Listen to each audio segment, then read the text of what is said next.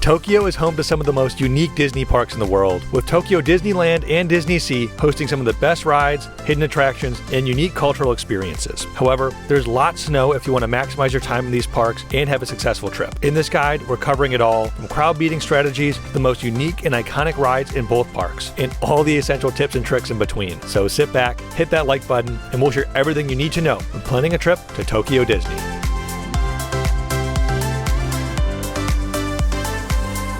Being under 10 miles from Tokyo's city center, you can easily reach Tokyo Disneyland and DisneySea from anywhere in the city both easily and affordably by public transportation. Tokyo has one of the world's most reliable metro systems, and the subways are clean, efficient, and quite safe. To ride the metro, it's recommended to have a digital Suica card in your phone's wallet. Then, you can just tap your phone to the subway scanner to ride with ease. If you search Tokyo Disneyland on Google Maps, it'll take you to this station, which is just a 5-minute walk to the turnstiles of Tokyo Disneyland. If you're instead going to DisneySea, you can walk about 2 minutes to the Resort Gateway monorail station. Here, you can use your phone's Suica card to ride the monorail, which departs every 3 minutes, and will take you to the DisneySea entrance.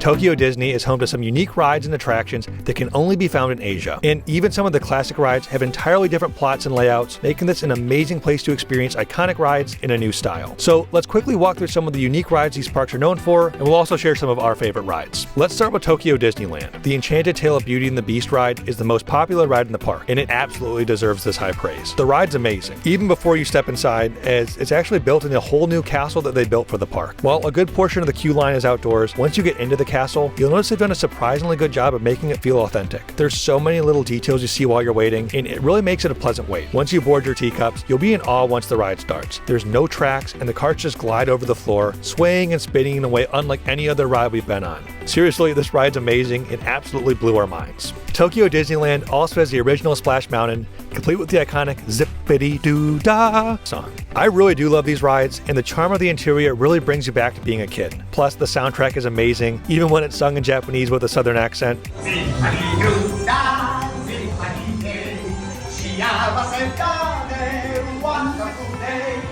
So it's still one of my favorite rides. We waited about 40 minutes for Splash Mountain in the standby line, and it was totally worth it. If you're looking for rides without long waits, consider a ride like Star Tours or Pirates of the Caribbean, as these typically have a sub 10-minute wait. One plus about Star Tours ride is they change the ride every time, meaning chances are you'll visit different planets every time you ride. This keeps it fresh and fun, and also gives you another opportunity to say hi to Japanese C-3PO, because trust us, you're going to love this guy's robotic accent.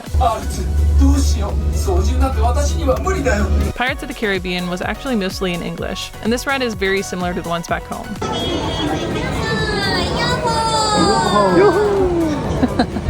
It's a Small World is also a ride with an under 10-minute wait typically, and they've added in lots of character cameos from their other movies amongst the animatronics. So it's kind of like a fun Where's Waldo now trying to spot your favorite characters. Speaking of classics, you can still have a great Haunted Mansion ride, but we'll listen to some Japanese spirits guide you through the manor instead of English ones. So the plot can be a little bit hard to follow if it's your first time. For perspective, we waited 40 minutes for the Haunted Mansion and still felt it was worth every minute. There's also a train that runs through the park. This was actually a surprisingly fun ride, and if you go around golden hour, the park is in such a pretty light. Plus, it takes you to some secluded yet gorgeous areas around Tom Sawyer's Island and along the rivers of America. So it's an easy way to see some of the less visited corners of the park. So we highly recommend this ride as well. In DisneySea, you'll find plenty of rides that are found nowhere else on Earth, making this one of the most unique Disney parks out there. Some of the most popular rides are Soarin', which is similar to the one in Epcot, and Journey to the Center of the Earth, both of which typically have long lines, but we felt were absolutely worth the wait. Anyways, the Journey to the Center of the Earth ride is based on the Julius Verne novel, and even though the queue is quite long, it snakes you past some really interesting stuff that really makes you feel like you're underground. Once on board, the train ride is awesome, and they do an amazing job making you feel like you're actually traveling on a voyage through the strange lands at the center of the Earth. The journey takes you through some really dreamlike environments, and this might have been one of our favorite rides we've been on. We waited nearly 100 minutes for this one too, and we still felt it was totally worth it. While you're in the area, you'll also need to visit the other Jules Verne ride, 20,000 Leagues Under the Sea. This is the other Captain Nemo inspired ride, and if you're like me and skipped a few chapters when you were reading this in middle school, it'll instantly make you want to reread the books. For starters, the wait time for this one is typically much shorter, and once you board your submarine, they do an amazing job of making you feel like you're actually underwater. The whole mechanics of this ride really do make it seem like you're descending, and each passenger actually has a controllable flashlight where if you illuminate certain objects on your journey, different things will happen. So we thought they did an incredible job. This was a unique ride that you need to try. We waited about 20 minutes for this, by the way, and the whole area is amazing. It's kind of like you're in the steampunk Art Deco oasis surrounded by mountains, and they do such a great job with the scenery, you almost forget that you're in a Disney park. And before we jump back in, we want to give a huge thanks to Tortuga for sponsoring today's video. We were so excited when Tortuga reached out to us because they make some of the best travel backpacks on the market. If you know anything about us, you'll know we exclusively travel carry-on only, and Tortuga makes bags specifically designed for that. We've been using their flagship bag, the Travel Backpack Pro, and Michael and I agree that our favorite thing about this bag is the comfort. We've definitely used bags in the past where aesthetics are a little bit more important than comfort, but trust me when I say that gets old really quick. When you're packing for a long or a short trip, honestly, you're definitely going to want something with a decent amount of padding, a solid hip belt, and something that you know is going to last. You can tell these bags are really well designed and made by travelers. They're water resistant, they're made of really high quality materials, and I also think they have the perfect amount of organization built into them. If you're looking for a travel backpack for your next trip, definitely check out Tortuga. We'll leave a link in the description that gets you 10% off your first purchase. Thanks again to Tortuga. Now let's jump back to the video. Another top attraction of DisneySea is the Tower of Terror, which is entirely different than its US Hollywood Studios counterpart. For starters, it's a New York themed hotel, and the plot of the ride is entirely different. Instead of a Twilight Zone inspired mystery, you're taken on a different elevator ride of peril as you follow the exploits of a renegade art relic hotel tycoon. Similar to the original ride, you can still expect grand garden waiting queues and an intricately decorated abandoned hotel lobby. So if you're interested in stomach-dropping fun, this ride is worth checking out, and was worth the 50 minutes we waited. Overall, this entire section of the park might be one of our favorite slices of Disney we've been through, as it's styled after a bustling New York harbor in the 20s. Here you can cruise around on some of the old-timey big vehicles and just take in the scenery. There's also the SS Columbia ship docked right outside, and we've heard the Teddy Roosevelt themed bar and restaurant inside is amazing if you're looking to spend some time in a classy environment. Toy Story Mania is another massively popular ride in the park, and always seems to have a long wait. We waited in this long line, and while the queue is mostly outside, felt the time passed pretty quickly. Inside, the queue line shrinks you down to toy level, and the Imagineers did a great job creating kid-like wonder before you board your carts. We felt the carnival shooting ride was quite fun, and actually a pretty long ride, which made it worth the wait. Another fun and unique section of DisneySea is the Cape Cod area. Similar to the New York Harbor, this section really does make it feel like you're back on the US East Coast. Here you can wander the cozy streets or grab a bowl of clam chowder from the nearby restaurant if you're craving a little slice of Americana. We think it's so fun how they really do a great job creating these little worlds, and the Cape Cod section is certainly worth strolling through if you love that iconic architecture that Cape Cod is known for. Another unique ride is the Indiana Jones ride. While other Disney parks have similar rides, this one is unique and based off the Crystal Skulls movie. The area surrounding this section of the park is fun, with a jungle atmosphere and some mischievous monkeys. With both a single rider line and a priority pass line, this is a ride you probably don't have to wait in long lines for if you plan well, and you can cruise through its intricately designed queue lines in about 10 minutes. Once you board your Jeep, you're whizzed along a surprisingly fun journey through ancient ruins themed around the cursed Crystal Skull. And of course, who doesn't want to see a Japanese-speaking Harrison Ford? So for this reason alone, it's one of our favorite spots in the park. Nearby is the Raging Spirits roller coaster, which is the only ride in all the Disney Tokyo parks where you can actually do a loop-de-loop. Again, this ride has both a single rider and a priority pass line, so if you're looking for one of the park's most adrenaline-pumping rides, this is an easy ride to do with minimal waits if you're fine riding solo. And of course, the newest section of the park that recently opened up is Fantasy Springs. Unfortunately, Fantasy Springs opened after we visited, but we've heard this is an incredibly immersive land. Some of the areas of this region include the Frozen Kingdom, Rapunzel's Forest, and Peter Pan's Neverland. We've definitely heard that Anna and Elsa's Frozen Journey, plus Rapunzel's Lantern Festival are the top rides in this section. So if these are on your bucket list for the day, make sure you plan accordingly. If you're traveling with young kids, you'll have to visit the Mermaid Lagoon section of DisneySea. This is an indoor area packed with kiddie-friendly rides and is amazingly decorated. Here you can ride on twirling fishes or party along with Sebastian on jumpin' jellyfish. Even without kids, we enjoyed exploring this area and just marveling at the intricate atmosphere that really makes you feel like you're under the sea.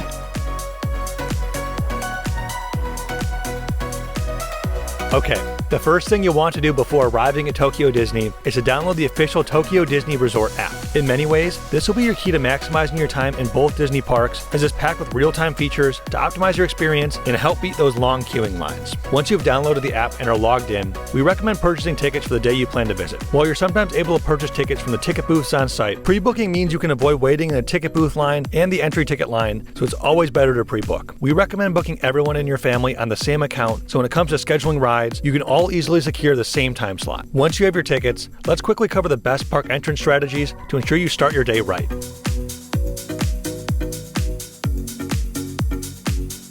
Even though the park officially opens at 9 a.m., when it comes to arriving at Tokyo Disneyland or DisneySea, it pays to get here early. In busy months, it's advised to arrive about an hour before the gate opens if you want to be one of the first people in the park. In the less busy months, you can get away with arriving 30 minutes or so early and still be in a favorable position in the morning crowd. For Tokyo Disneyland, we arrived at 9:05 on a Tuesday in April, and it took us probably 15 minutes to enter the park. For DisneySea, we arrived at 8:50 on a Friday, and as you can see, there were tons of people already lined up out front. It took us roughly 35 minutes to enter the park, so probably get here an hour early if you want to beat the lines. Typically, January, May, September, and November are the least crowded months, with March, July, and August bringing in the highest crowds due to spring break and summer vacations. It's important to note that Japan's major Golden Week holiday changes from year to year, and during this week, Tokyo Disney will be packed, so try to avoid this as well.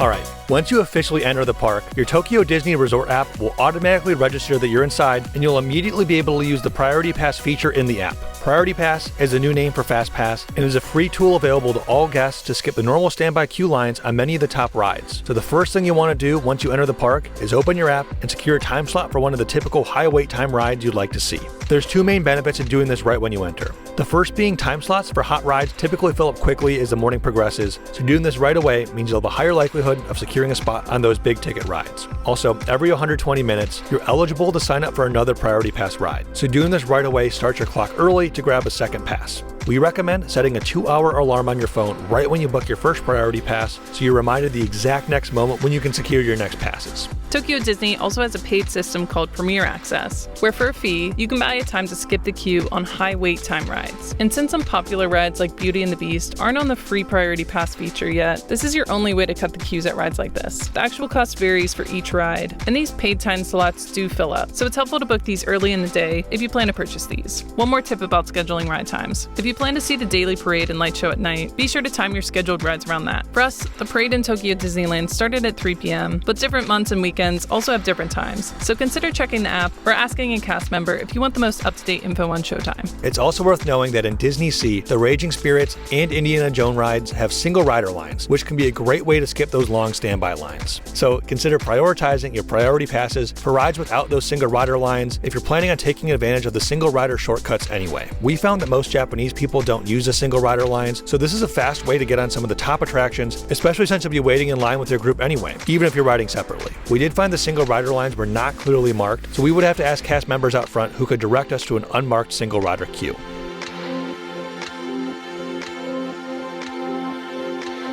One of the best things about experiencing Disney parks around the world is getting a glimpse into the different cultures of the park's home country. Think of it like living through It's a Small World in real life, just without having the song on repeat. Both Tokyo Disneyland and DisneySea have unique cultural elements that make these parks and their guests truly special. The first cultural element to know is that since you're in Japan, most of the rides and shows will be entirely in Japanese. Because of this, if you don't speak Japanese, your experience on the rides will be much different than you're used to. For some rides, this is just a minor detail and won't impact the experience much. However, for some other rides and some shows, it can be difficult understanding the plot and on-ride narration. So if you're an enthusiast who enjoys knowing all the details, consider brushing up on the plots for the rides you're planning on riding.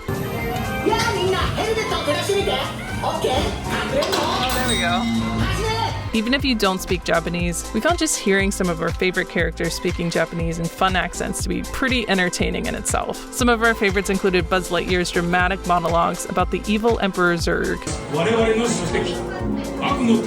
and hearing C-3PO's robotic Japanese accent blundering through the Star Tours ride. And of course, Splash Mountain's animatronics speaking Japanese in a slow-talking Louisiana Southern twang.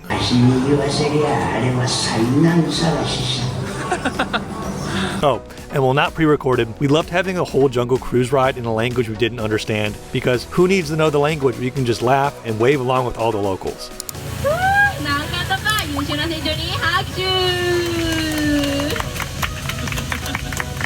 We recently returned from an actual river safari in the jungles of Borneo, where we saw wild Asian elephants and monkeys, so be sure to subscribe if you're curious how this ride compares with a real jungle cruise in real life. One final tip on the language. Typically, there's going to be a pre-recorded safety brief in English, but many of the crew members don't speak much English. So consider using hand gestures to show how many people are in your party when you approach the boarding area, so you can be seated correctly. Another amazing cultural element of Tokyo Disney is that dressing up in Disney outfits is a massive part of the Disney culture here. In both parks, dressing up is almost expected, and you'll feel like an odd person out if you're not donning at least a little bit of Disney memorabilia. And we're not just talking about kids dressing up. Parents, grandparents, and people of all ages take dressing up pretty seriously here. All over the park, you'll find groups of people strolling through the parks in matching outfits, all displaying their favorite characters or unique costumes. It's so fun seeing all the different costumes walking around the park. It's also pretty common to bring your favorite stuffed animals or pin a small one to your shoulder. So you'll see both children and adults carrying their favorite plushies from ride to ride. This really adds to the magical atmosphere and provides for some of the best people watching on Earth as you wait in line. We will say that it does seem like Tokyo Disneyland had some more cute kid costumes than DisneySea, but we love seeing all the costumes all throughout the park.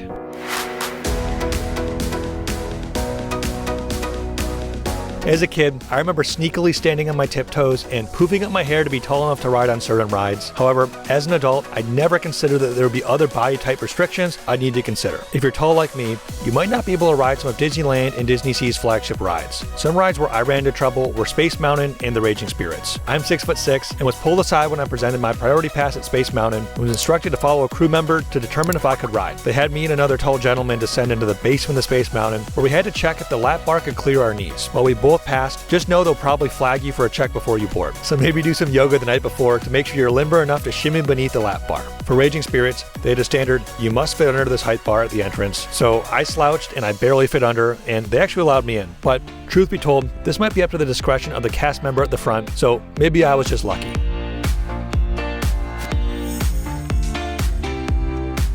Being a Disney park just 10 miles outside of a city of 14 million people, both of Tokyo's Disney parks are known for their long lines. However, there are strategies you can use to beat the crowds and have a more efficient day. We already mentioned that arriving at the parks early is the best way to ride some of the top attractions before the lines pile up, but there's a few other things to know. First, in Tokyo Disneyland, people secure spots very early for the parade and stay seated for the entire performance. Some people were securing spots as early as 10:30 a.m. for a 3 p.m. parade, so expect a crowd if you're looking to secure some of the most sought-after spots. We felt you can still get a great view standing behind the people seated at street level, but just be aware that people will throw down their blankets and grab some of the best spots early. It's also good to know that a high percentage of the park will show up for the parade, so if you're interested in skipping it, there's a chance lines will be shorter while the crowds are occupied. So this could help you ditch the crowds for some of the more popular rides. It's also possible that they cancel the parade and the night firework display entirely if the weather gets bad. We had a rather windy day and they actually canceled both shows, so don't be too disappointed if this affects your plans. And while the parade was technically canceled, they actually still put on a mini parade for us and probably the world's catchiest song. We were singing this for weeks.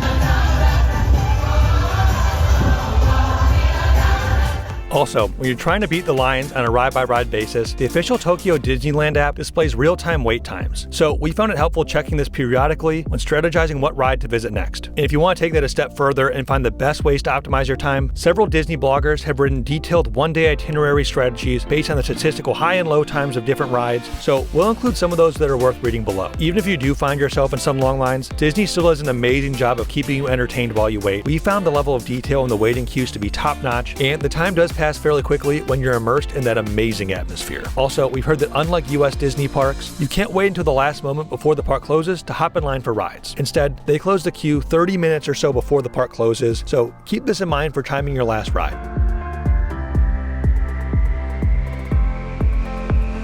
One thing you'll find refreshing when visiting either of the Tokyo Disney parks is that the food is reasonably priced, at least compared to the US parks. For perspective, this burger and fries meal was actually pretty affordable and quite filling. Besides standard Western food, Tokyo Disneyland offers incredibly unique Asian-inspired dishes. There are also several fun Disney-style foods to try, like these cute Toy Story LGM dumplings and some science fiction-themed pizza restaurants. We'll cover some of our favorite foods we tried in both Tokyo's Disneyland and DisneySea in our upcoming Tokyo Disney food tour. So be sure to subscribe so you don't miss it.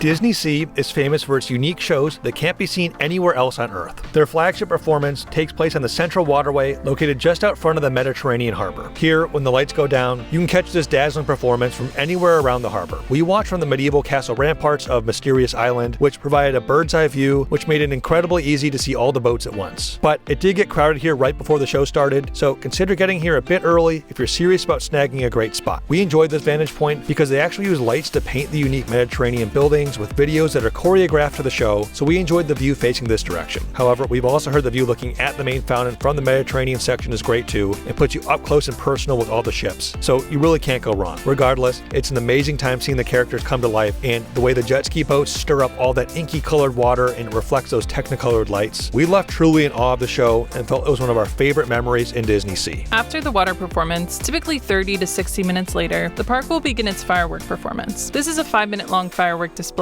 synchronized with Disney music and characters, broadcast over the entire park speaker system. Because of this, you can enjoy the fireworks from pretty much anywhere in the park. We have heard that there are some sections in the Mediterranean area where you can't actually see the fireworks, so consider avoiding this section if you want to view the show. We started watching from the Arabian coast, just beside the merry-go-round, and felt the views were fine and there were plenty of benches facing the fireworks. We've also heard that Cape Cod area is a great place to catch a show and have an intimate experience with the fireworks as well. So that's it for our Tokyo Disney guide. Please do us a huge favor and like this video if you found it helpful, and be sure to subscribe to our channel to see our other helpful videos from Tokyo, Asia, and all over the world. We have some great videos coming out from all over Japan, so make sure you subscribe so you can see those as well. We hope you guys have an amazing trip, and we'll see you in the next one. Bye. Cool. All right. So, I know.